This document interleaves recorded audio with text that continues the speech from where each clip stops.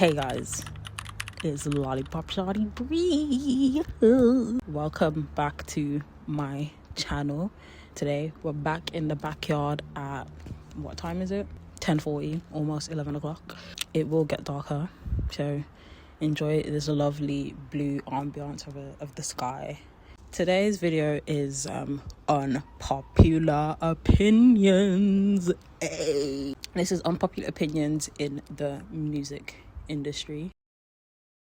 Yes, it very much has. TikTok only focuses on the hook of a song and pushes that more, which, you know, other people will listen to it and be like, oh my god, this hook is catchy, this hook is tea. And then when they actually do listen to the song, it's like actually bad. Have you ever heard a song on TikTok? You've heard the chorus or the hook of a song, right? And you're like, oh my god, this song is really good. Oh, this is catchy, this is a vibe, this is a bop. And you're like, okay, so where's the full song? You jump onto Apple Music, for instance. You listen to the full song. It's like,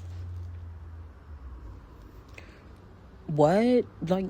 Hello. Artists are literally just making music to go viral on TikTok, because I mean that is the quickest way to get viral, through TikTok. And I mean that as in people are making music to go viral on TikTok, so they're not really putting an effort into the actual song. They're just hoping that one part of the song can actually go, can slap, and then the rest of the song, as I said, is bullshit.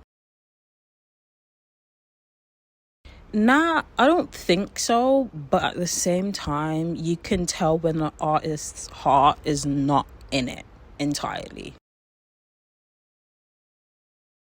Nope. Me personally, I don't really care for the charts, and I feel not many people, care for the charts too. If an artist does chart, then that's great, that is perfect, that is really, really good. Yo, go you know what I'm saying? But then at the same time, are the artists making music to chart, or are they genuinely, putting out really good music and putting their heart into it, and they just like making people feel good? Or are you listening to the music in hopes that they chart, or do you actually like what you're listening to? Back then, I don't think so, but now, oh, no, most definitely yes.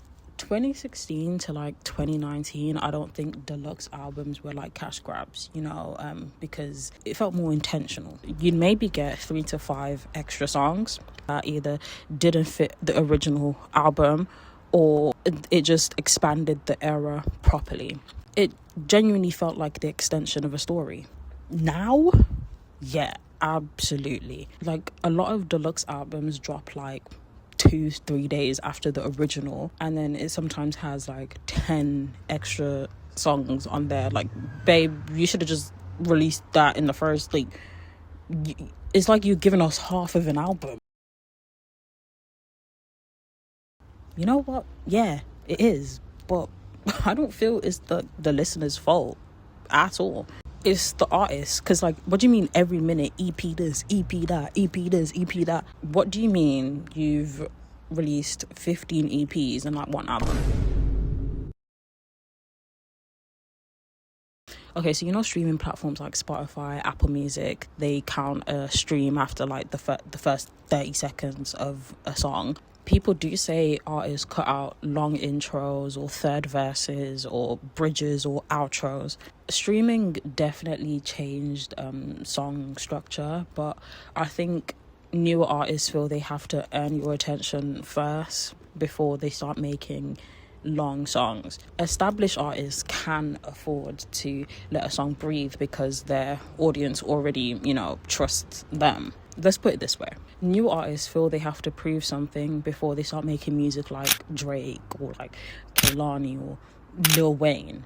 Them kind of artists can pull off a long intro or a 4 to 5 minute long song. They already have that kind of rep, Yes and no. Mainstream Gen Z music can feel less original because labels and algorithms push what already works. But underground music, that's where a lot of the experimentation and the originality still lives. Now, this isn't me saying I hate sampling culture, okay? because I do love a good sample. But if it's not done right, then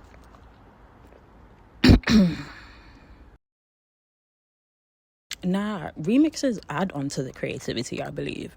Yeah, it might be to boost streams, but in terms of it being overused, not even.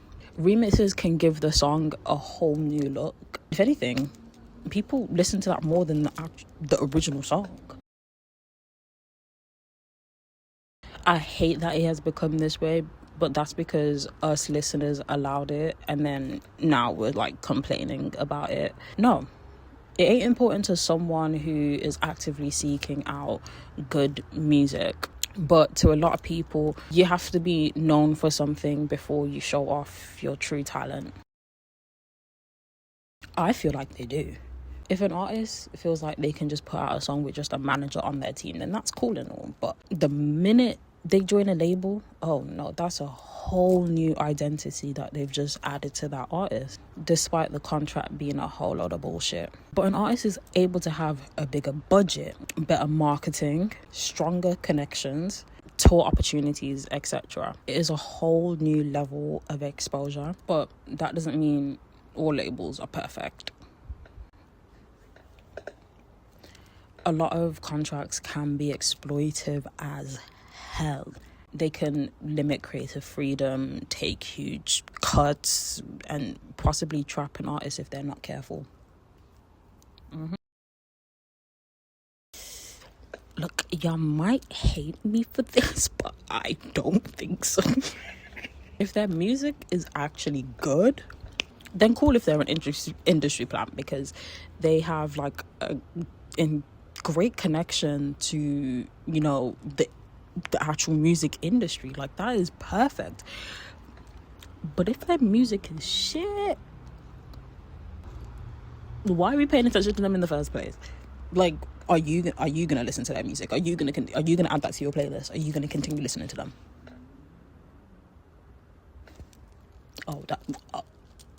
That's what I thought. Now, Breezy, I'm gonna stop you right there. This ain't the green light for these industry plants to sit up here and boast. This sure as hell ain't the green light for them to lie about their come up story. But I can see why people feel this way, because it does make it harder for underground artists to get up that ladder. But I feel there is so many industry plants out there that make such horrible music, and it's the listeners that give them that recognition to go further, regardless of who they got connects to. Like, it's funny when it gets used in like a diss track, but if the music is actually bad, don't waste your time. Don't waste your time. Don't even diss them. Don't even diss them, because you're dissing yourself. You see that as a threat? You see that as a threat? Nah. Hell no. Because now it's just going to look like they're begging it, or trying to be the next Frank Ocean to put out a song, and then, you know, disappear for the next 5 years. What? Mysterious is cool when it's authentic, or if that person is quite literally the next Batman or something, you know. But in today's day and age, being mysterious has turned into a trend, and it just looks stupid. It what? Especially if you're a new artist too, like. Who's Jordan again? Yup. Sorry, but artists are way too accessible nowadays. Like, yeah, it's funny when you like DM them talking about something, oh, can I get a free concert ticket? Or if you just get noticed, you know? That should not feel right.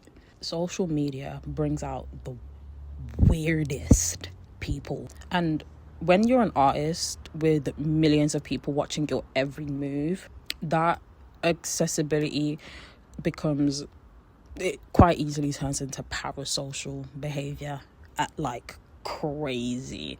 People start feeling entitled to your time, your attention, your life, and that's when it gets weird. Mate, on a real, I think it's important to do both. You can't sing, then you can't perform. You can't perform, then your singing is only going to take you so far.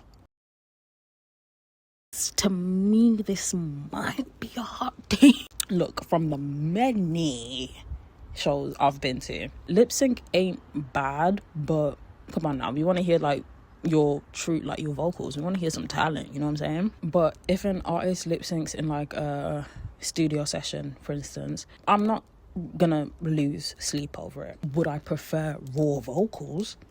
Obviously. But if I'm paying actual money to see you live, that's where I expect to hear you properly sing. That's kind of the real test for me. A recorded studio performance is cool and all, but a concert, that's where there's no excuses. Yes.